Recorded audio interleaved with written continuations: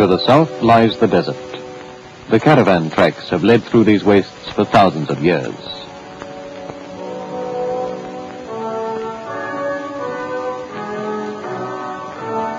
What has changed?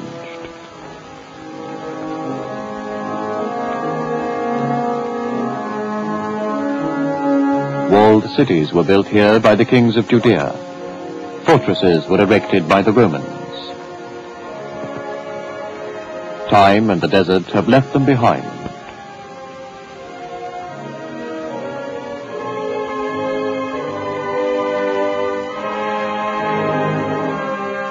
Left them for the archaeologists and for the Bedouin.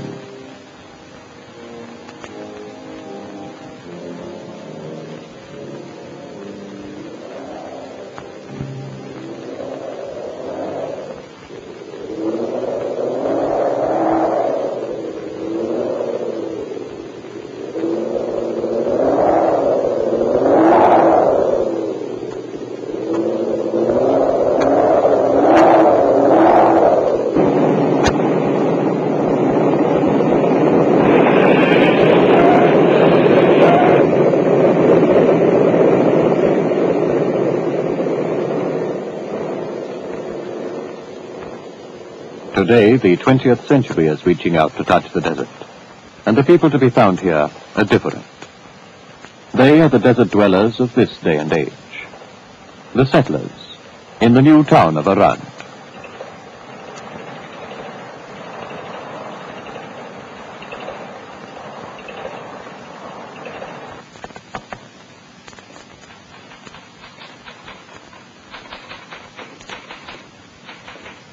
It started with a notice in the newspapers.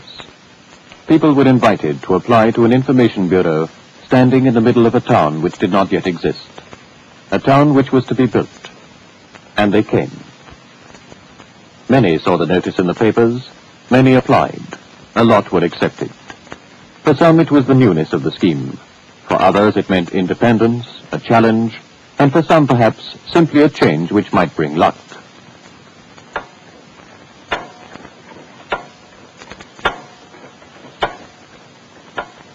But for the planners, luck is only a small factor in the whole scheme. What counts is the law of supply and demand, for there is industry close by. There is the Naphtha Oil Company. There are quarries and sandstone pits. There is the reclamation work of the Jewish National Fund. There are phosphates. The whole region is rich in minerals. There are plants operating on the shores of the Dead Sea. There is even tourism. For the planners, there are plenty of reasons for building a new town, particularly in a desert.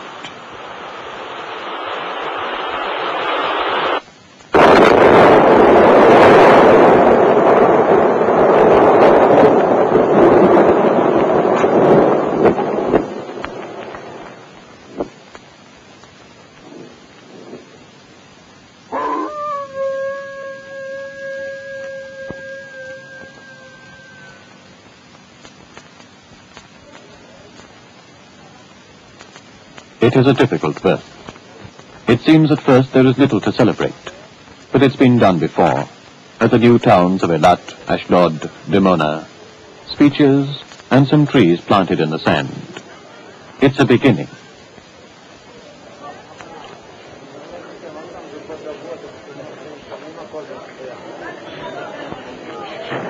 And a few months later, another beginning, another ceremony. This time the cornerstone of the Arad Hotel. No one lives here as yet, but already we are getting ready to receive visitors. And later on, for collectors, the usual first day cover, issued to mark another ceremony. This the most important of all. The new settlers arrive. The town, or what there is of it so far, becomes alive. Ben-Gurion repeats, only the dreamers are the realists.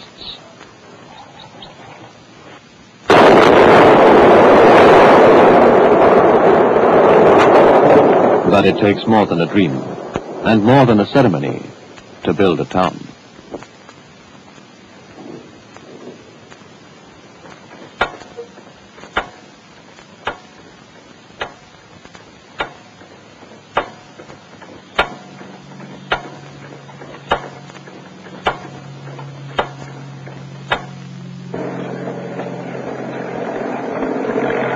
The new town of Arad will stand some 3,500 feet above the Dead Sea. The new road runs west, linking Arad with Beersheba, 48 kilometers away. Running east, it drops down in the direction of Stom.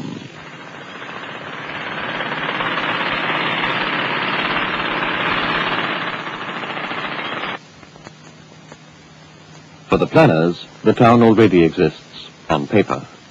Residential areas for 1,000 families on either side of the main road, cinemas, cafes, avenues, parks, and an industrial region to the south of the town.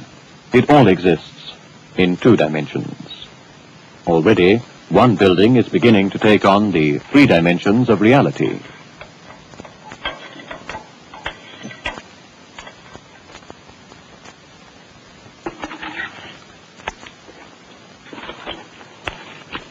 A square, sloped compound, acting as windbreak and sandbreak, this is the nerve center of the town, the municipality building.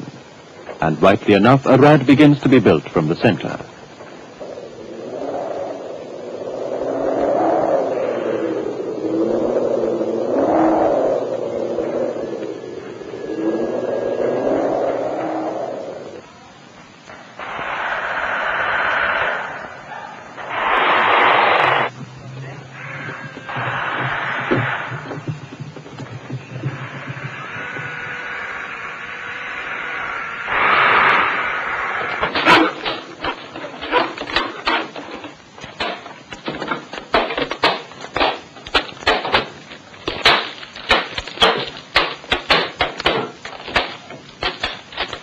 Statistics tell us, in the town itself, accommodation for 50,000 residents.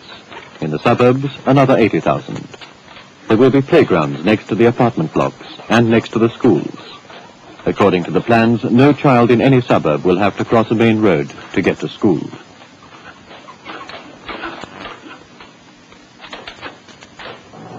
Local and foreign know-how is going to give Arad's road planning, its intersections, its gradients, its widths, the ability to deal with all the traffic that the expanding town will have to cope with as it grows in the future.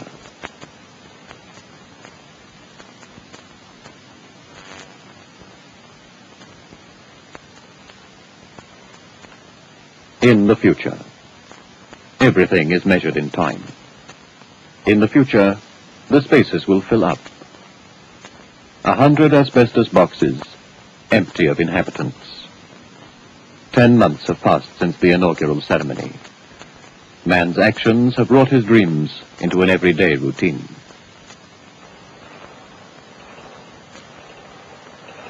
And a child arrives, to a town that is even younger than he is. For some, the question is still unanswered. Were they right or wrong to come here? But somehow it seems as if it was already decided long ago in the movement. A pioneering society breeds a pioneering people. So here they are, in Arad.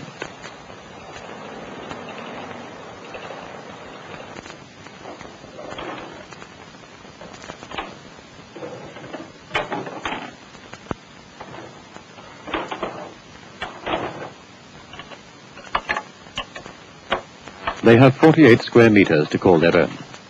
2 rooms, nicely laid out, perhaps a bit small and not what they've been used to, but that also is a matter of time. The people of Arad are a mixed lot, from all over the country, but already there's a community growing up. When people begin to live together, they get to know one another. So far, everyone is the oldest inhabitant, and they're mostly young.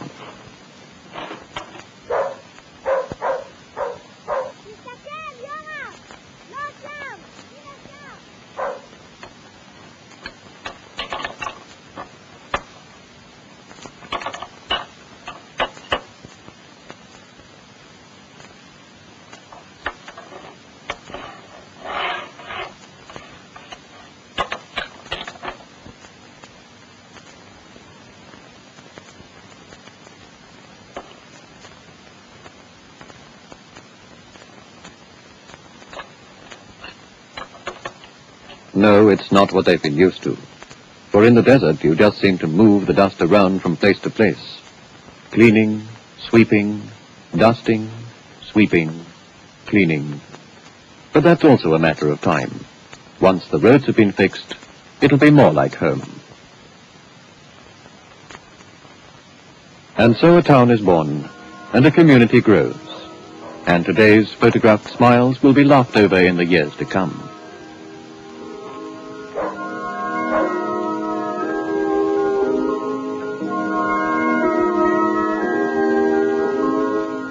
Mist drifts over Arad and its few hundred homes. The lines on the planning boards begin to become silhouettes against the sun. The challenge lies still in the future, later on. This is Arad after 10 months. Hardly a reality as yet. Later on, the dream will begin to take on a clearer shape, fashioned more precisely by the people who have come here and by their children. It's a matter of time.